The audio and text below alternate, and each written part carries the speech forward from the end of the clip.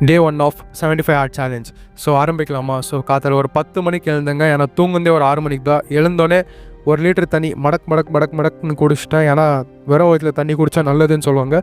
So இதை நான் ரொம்ப வருஷமாக பண்ணிட்டுருக்கேன். அதுக்கப்புறம் எல்லோரும் மாதிரி என்ன பண்ணுவோம், ப்ரெஷ்ஷு தான்.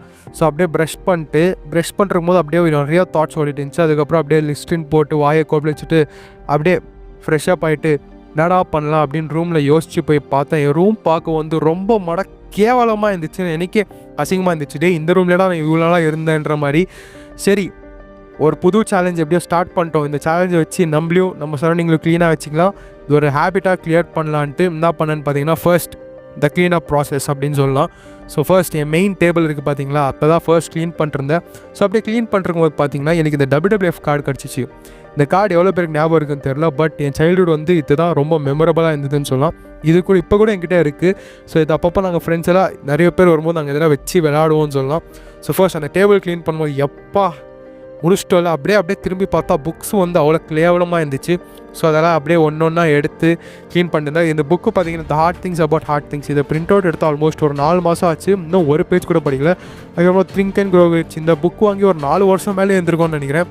ஸோ ஒன்றா அப்படியே என் புக்ஸ் எல்லாம் க்ளீன் பண்ணிட்டு அது பார்க்க அப்படியே ஒரு சாட்டிஸ்ஃபேக்ஷன். அப்படியே திரும்பி பார்த்தா என் சைட் டேபிள் ரொம்ப கேவலமாக இருந்துச்சு.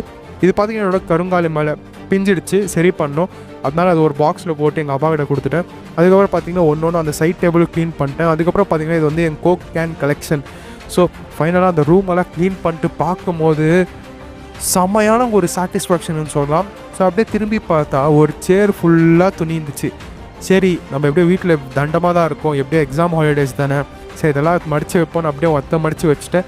சரி எப்பா இதோட வேலை முடிஞ்சிருச்சுடான்னு போகும்போது வெளியே போய் பார்த்தா அங்கே நிறைய துணி இருந்துச்சு. சரி இப்பயும் அப்படியே மடித்து வச்சிடலாம். அப்படியே மடித்து வச்சுட்டு அப்படியே சைடில் பார்த்தா பாத்திரங்கள்லாம் அப்படியே இருந்துச்சு. அது ஒன்றா டிஷ் வாஷரில் அப்படியே அடுக்கி வச்சுட்டு செம்ம பசி, காதல் எதுவுமே சாப்பிடல. ஸோ வீட்டில் எல்லாம் சமைச்சு வச்சுருப்பாங்க, பட் எனக்கு தேவையான ஃபைபர் ப்ரோட்டீன் நான் தான் குக் பண்ணிக்கணும். ஸோ ஃபர்ஸ்ட் பீன்ஸ் கேரட் பொடியாக நறுக்கி வச்சுட்டு அதை கொஞ்சம் பீஸ் போட்டு கொஞ்சம் பாயில் பண்ணிட்டு அது கூட முட்டை போட்டு சப்பாத்தி வச்சு சாப்பிட்டு என் ஃப்ரெண்டு வந்துட்டான். என் ஃப்ரெண்டு கூட போயிட்டு ஒரு தரமான ஒரு செஸ்ட்டு வித் ட்ரைசெப்ஸ் அடிச்சுட்டு என் ஃப்ரெண்ட் நல்லா ஜங்க் சாப்பிட்ருக்கான். பட் நான் அப்படி இல்லையே, 75 ஆர்டில் இறங்கிட்டல.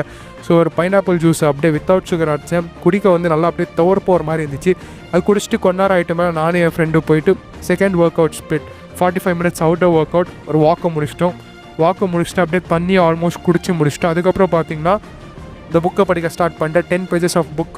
ஸோ அது படிச்சுட்டு அப்படியே சாப்பிட்டுட்டு அதுக்கப்புறம் பார்த்தீங்கன்னா ஃபைனலாக என்னோட அசோகந்தா டேப்லெட்ஸ், அந்த டேப்லெட்டை எடுத்துகிட்டு சரி வேறு எதுனா வேலை இருக்கான்னு பார்க்கும்போது துணி கொஞ்சம் காய வைக்கணுமா இருந்துச்சு. அந்த துணியெல்லாம் காய வச்சுட்டு நான் அப்படியே தண்ணி குடிச்சிட்டு அங்கேருந்து கிளம்பிட்டேன். பாய்.